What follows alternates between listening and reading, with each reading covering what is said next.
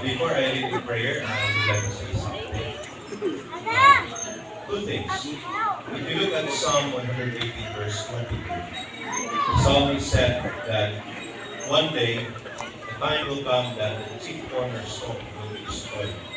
And that's speaking about the death of Jesus.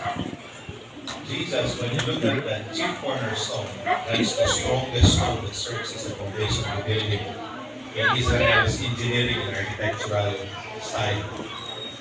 And if we think of the church, ang atong pinaka-foundation is no other than Christ Himself. Because the reality is that the building is not the church. We are the church. And we stand on the solid ground that is Christ Himself. But kinahanglan nato ang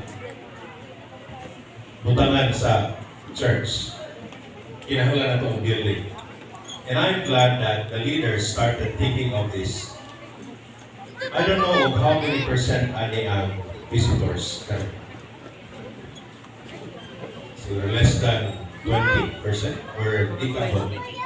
20. So, puno na yun. Don't you know that in the practice of the church growth experts, when a church building is 75% occupied, the church is already full. That's the idea that is commonly followed. So, ang inyong bangko, sa gantos ko po, 75 na okupar na, full na ng church. Because the idea is that dapat dynamic ang church na ay mga bakante. Hindi ito na ako'y bisita na luna. Naagin sila iluna. Asa sila ng pungko na sakto at lalong. And that's a good thought that you began thinking of the future. Kaya murag, ito sa dinas na dito at sugo dito sa sulong.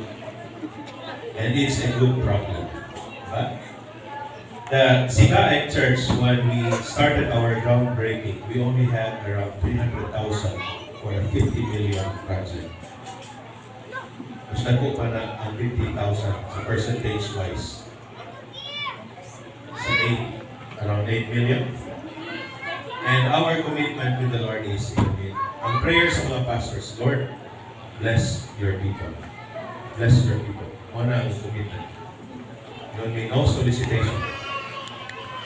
We desire that you bless your people and that your people will bless the church in response to your goodness. Yung may umuundang uhatag ka, Lord, umuundang kaghatag, umuundang puting trabaho. Una ang mutana si Sir Robic, pila ka years ito, 20-year project na kanila. Kaya nato ang amuang prinsipyo. Umuundang kaghatag, umuundang puting. Imo man eh. O di kayo mamutang. Di po kayo magpakaluoy pa kayo. Because this is yours. We serve the King of Kings. Ang among prayer is, bless your people as your people will serve you. Praise the Lord. There was never a time na imundang trabaho. Kaya ang katong gamay nga ibugas, huwag imundang o akas, nagpadayon. And it's my prayer for this church as well. Sugat of 50,000, may the Lord continue to bless every one of you. And that when you receive the blessings from God, He will never forget His church as well. To bless the church as well.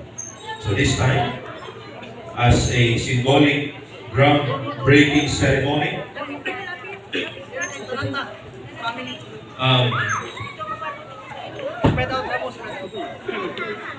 isa ba yung ulit na rin mga Kaya dapat yun na medyo.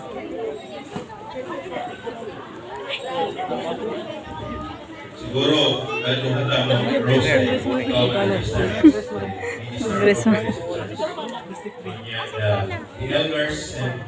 the elders representing the lay leaders, o kami ni Pastor Rose representing the ministerial leaders.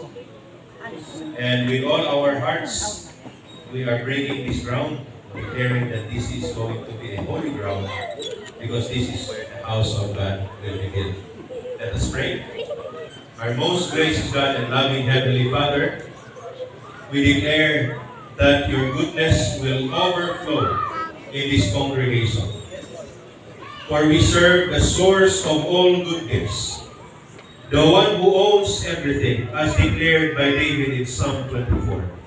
The earth is the Lord's, and everything in it, the whole world and everyone who lives in it. Walay ibisan unsang butang nga among mahuna-hunaan kung makita na dili nimo kanagiya Ginoo.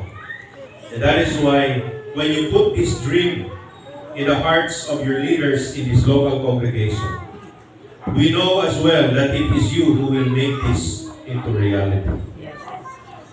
Lord, I pray that as they work hard, as they continue to trust you and serve you, your goodness, your blessings will overflow upon each person and each family. And as a response to your goodness, they will bless this local church and allow this house of yours to be built in your own time. And today we break this ground, declaring that your blessings, your favor, your goodness will overflow. And we also reject any territorial spirits if there are. This place is not for any fallen angel. And we welcome only the presence of the Holy Spirit, of the living God. Saturate this place with your presence. And every person who will come here will sense the presence of the Holy One in this.